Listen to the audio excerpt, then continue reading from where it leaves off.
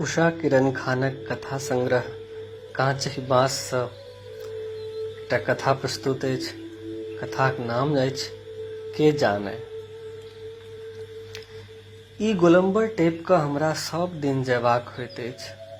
हीरा place tape telephone exchange पार करी किंबा इनकम टैक्स चौराहा पार क चाणक्य प्लेस पार करी, यारपुर गुमटी पार के नहीं कुशल। ओना पटना नगर अठबरे रूप परिवर्तनक प्रक्रिया सँ चलैत रहैत अछि। नव नव टोला मोहल्ला बसैत छैक, नव नव सड़कक निर्माण होइत छैक, एवं क्रमेण नव नव चौराहा बत्ती बिजली सबटा निर्मित होइत रहैत छैक। कोनो इलाका में जँ मास दू मास पश्चात जाउ तऽ ततेक ने नव मकान बनि जाइ छै जे चिन्हनाइ कठिन भऽ जाइत छै। आ आइ काल्हि प्रत्येक चौराहा पर लोहाक जालीदार गोलंबर बनि गेल छै। गोलंबर में सुंदर घास आ घास पातक हाथी घोड़ा ऊंट बरेरा बनल। कोनो गोलंबर में पानिक फव्वारा तऽ कोनो गोलंबर में मोर मजूर। पटनाक ई नवका भाग पुरना पटना सँ बड्ड बेसी दोसर रंग छै। एम्हर कैक दिन सँ हम चाणक्य प्लेस वाला गोलंबर पर एकटा विचित्र दृश्य देख रहल छियैक। लोहाक जालीक बाद सड़क सँ 1 फीट ऊंच प्लेटफॉर्म छैक। ताहि प्लेटफॉर्म पर रंग बिरंगक कतरन जोड़ल सुजनीक सेजौट ओछौने गाव तकिया लगौने एकटा दाढ़ी टोपी वाला वृद्ध आ बारी हौसली वाली वृद्धा मरौत कारने बैसल रहैत छथि। वृद्धक पैर दबैत एकटा बूढ़े जकाँ व्यक्ति बैसल रहैत छैक। कहियो वृद्ध के स्नान करैत देखैत छी, कहियो खाइत, कहियो चाह पीबैत, कहियो रौद में चितंग पड़ल सुतल। पटना सड़कक कात कात ई सब दृश्य कोनो आश्चर्यजनक नहीं अछि।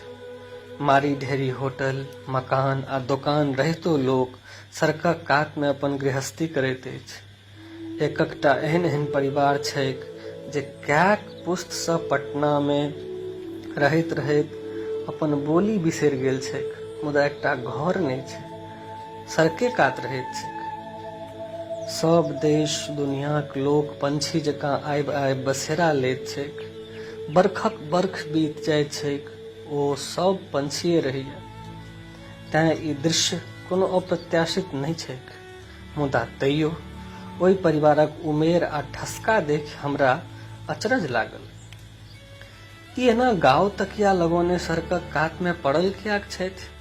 आ पड़ल तेना छथि जेना ई फुटपाथ ने हुनकर अपन बारादारी होइन, जेना ओहि स्थान पर ओ युग युग सँ रहैत होथि। एक एक दिन बीतैत सप्ताह भरि भऽ गेल छलै, आ एहि जार ठार में ओ अतिशय निश्चित भेल अपन क्रियाकलाप में लागल बैसैत रहैत छलाह।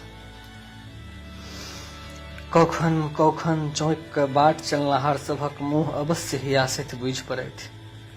काल्हि हमरा नहि रहल गेल तऽ लग जाकऽ गप करऽ चलि गेलहुँ। अहाँ सब कतऽ से आयल छी? हम पुछलियनि। सुगाडीह सँ, वृद्ध बजलाह। कोन जिला में छैक? हम पुछलियनि। सीतामढ़ी में, ओ कहलनि। एते जार में कोना रहैत छी? हमरा पूछऽ पड़ल। कहुना राति में दुकान में चलि जाइत छी, रौद होइते एतऽ चलि अबैत छी, वृद्ध हँसि कऽ बजलनि। मुदा कियाक? अहाँ कतौ होटल किंबा धर्मशाला में कियाक नहि ठहरैत छी? नीक घरक बुझाइत छी, की करऽ पटना एलहुँ?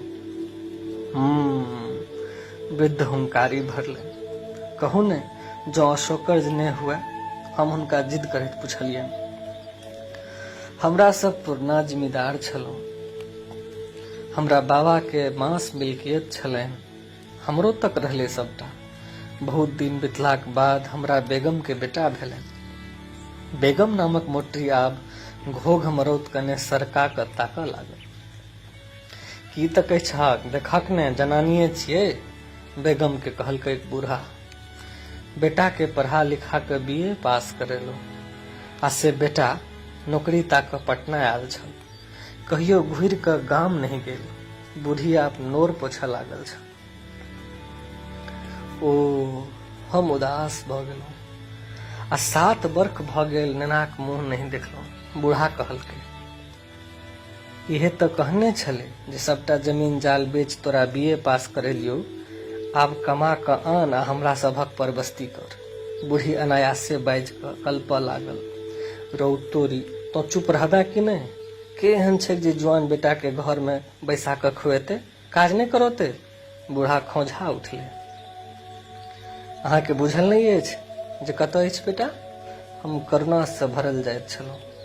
नहीं, बूढ़क स्वर कठोर छलनि। तऽ की तकै छियै एतऽ बैसल बैसल? हम पुछलियनि। ई चौराहा छै ने, छोड़ि कऽ जेता कतऽ? एही बाटे ने जाइत हेता। बूढ़ा आश्वस्त छलाह। हमरा बड्ड अचरज भेल।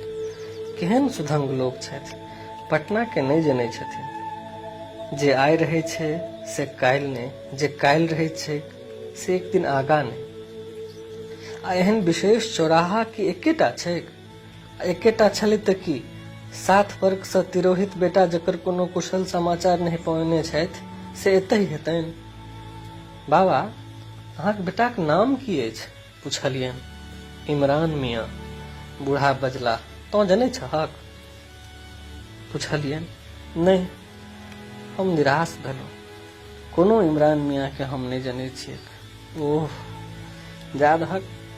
आ ओ एकदम हमरा से असंपृक्त भ सड़क निहारय लगला। हम आस्ते आस्ते फुटपाथ उतरि गेलहुँ। मोन में अनेक कुशंका उठि रहल छल। जँ हिनकर बेटा कतहु सुख से होइतनि तऽ कखनो ओहि माय बाप के बिसरल हेतैक? नहीं संभव छैक। महंगीक सरसैया पर नौकरीक स्वल्प वेतन में कहुना गुजर करैत हेतनि, वा एखन धरि भविष्यक संग तृष्णा में बौआइत हेतै। किंबा की से के जाने?